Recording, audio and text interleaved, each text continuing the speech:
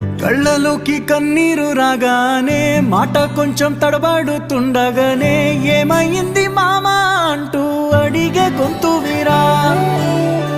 నీతో ఉంటే నవ్వుతూ ఉంటారా, నువ్వుంటేనే మనమని అంటామురా. కారణాలు దొరకవు నువ్వు దూరం పోవాలన్నా, నీకు నాకు మధ్యలో దూరం రావాలన్నా వద్దు అంటూ ఆ క్షణాలు